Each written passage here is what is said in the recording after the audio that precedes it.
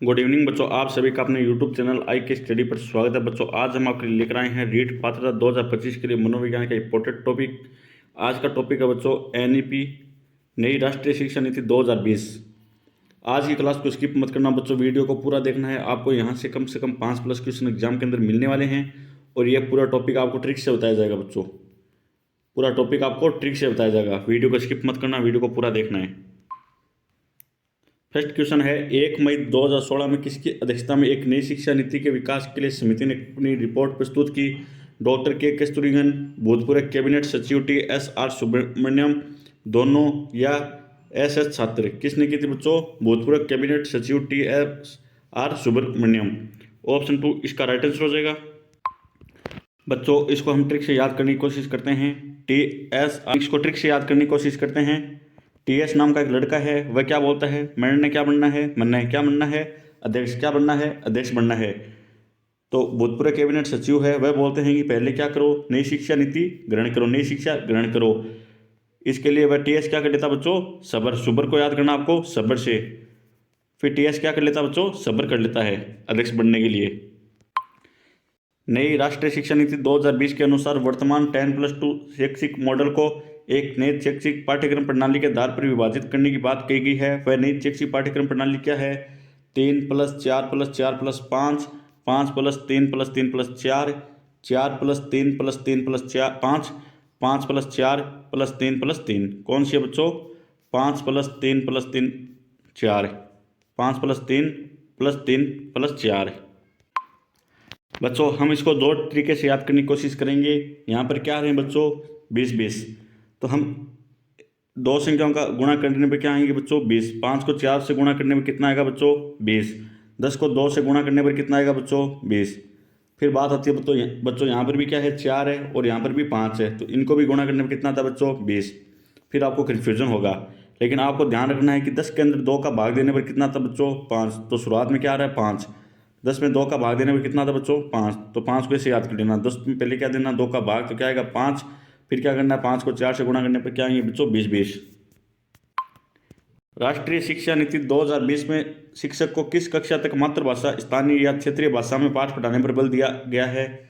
कक्षा 3, कक्षा 4, कक्षा 5, उपयुक्त में से कोई नहीं। कौन सी कक्षा तक बच्चों? कक्षा 5 तक। ऑप्शन 3 इसका राइट आंसर हो जाएगा। राष्ट्रीय शिक्षा नीति 2020 के अनुसार उच्च शिक्षण संस्थानों में सकल नामांकन अनुपात को कितना प्रतिशत बढ़ाने का लक्ष्य रखा गया है? 25%, 30%, 40%, 50%। कितना परसेंट बढ़ाने का लक्ष्य रखा गया बच्चों? 50%। ऑप्शन 4 इसका राइट आंसर हो जाएगा।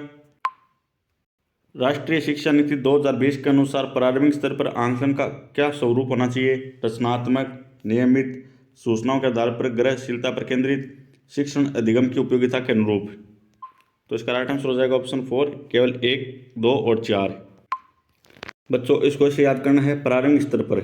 प्रारंभिक मतलब 1 से लेकर 5वीं तक। जब बच्चों को स्कूल भेजा जाता है तो क्या करते हैं बच्चों? बच्चा शिक्षण के लिए कहाँ जाता है? विद्यालय के अंदर। शिक्षण अधिगम, अधिगम का अर्थ होता है सीखना।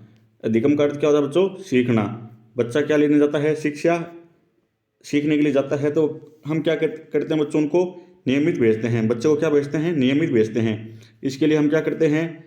रचनात्मक मतलब खर्चा, रचना मतलब खर्चा। क्या करते हैं? उस बच्चे पर खर्चा करते हैं।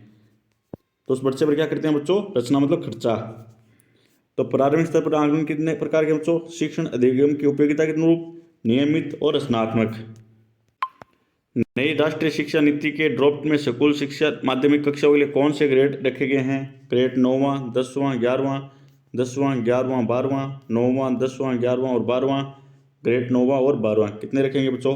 ग्रेड 9वां, 10वां, 11वां और 12वां। ऑप्शन 3 इसका राइट आंसर हो जाएगा। राष्ट्रीय शिक्षा नीति 2020 किस प्रकार के शिक्षा शास्त्रों का प्रस्ताव रखती है?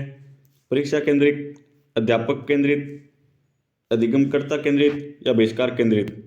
किसका रखती है बच्चों? अधिगमकर्ता केंद्रित। बच्चों को शास्त्र चलाने के लिए क्या करना पड़ता है बच्चों? शिक्षा लेनी पड़ती है। शास्त्रों को चलाने के लिए क्या करनी पड़ती है बच्चों? शिक्षा लेनी पड़ती है या सीखना पड़ता है। अधिगम का अर्थ होता है सीखना पड़ता है। तभी वह क्या करेंगे? अपने शस्त्रों को केंद्रित करेंगे। चलाने के लिए क्या करेंगे? केंद्रित करेंगे, एक लक्ष्य रखेंगे।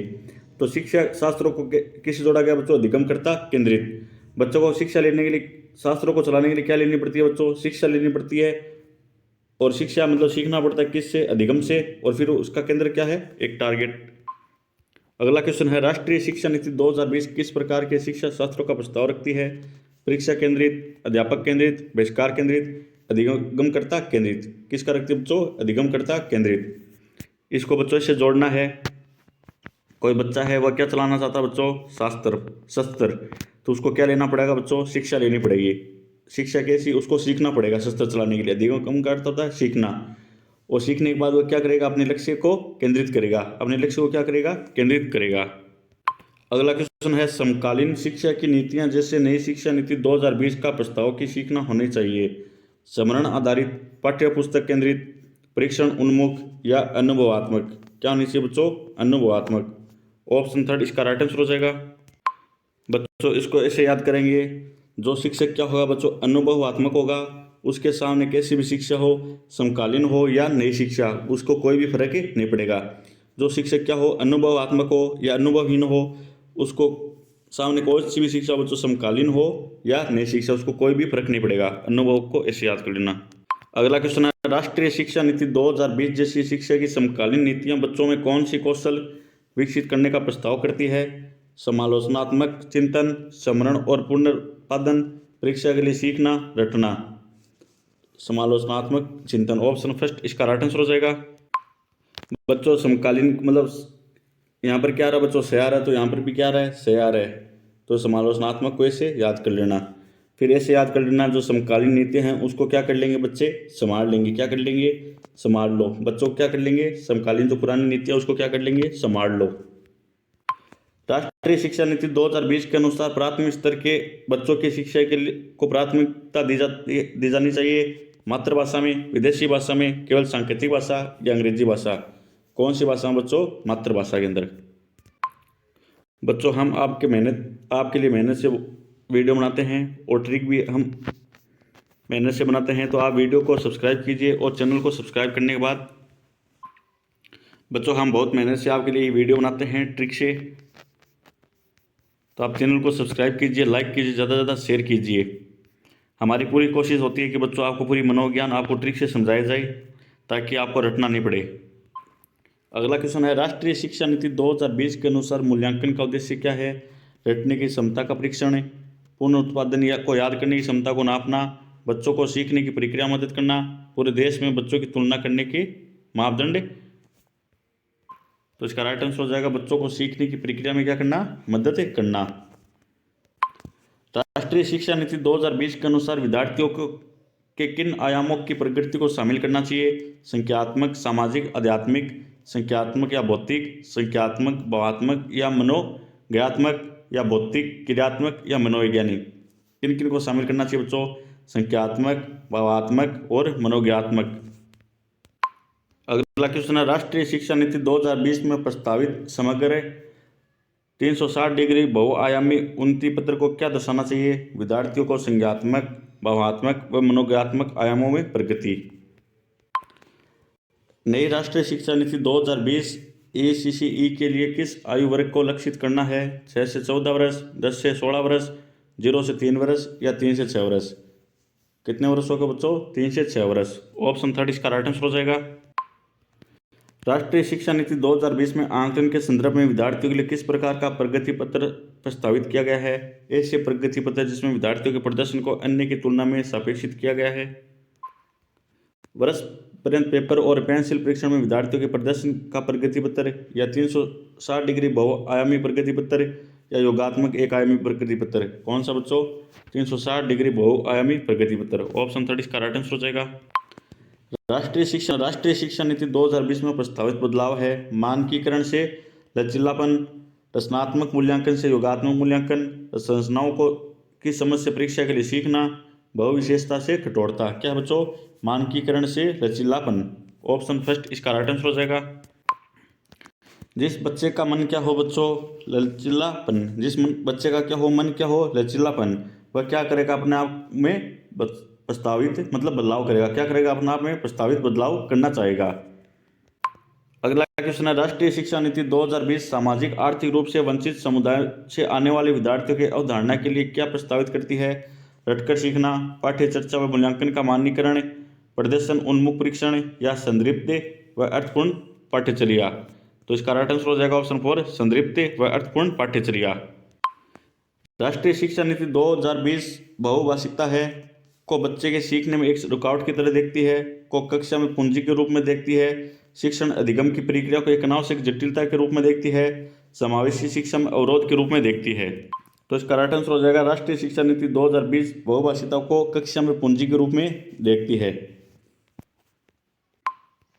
बच्चों इसको ऐसे ट्रिक से याद करना है, जिसके घर में क्या आती है, नई नई बहू आती है, वह क्या करती है बच्चों? भाषिकता मतलब भाषण करती है। किसके लिए करती है बच्चों? पूंजी के लिए। किसके लिए करती है? पूंजी के लिए।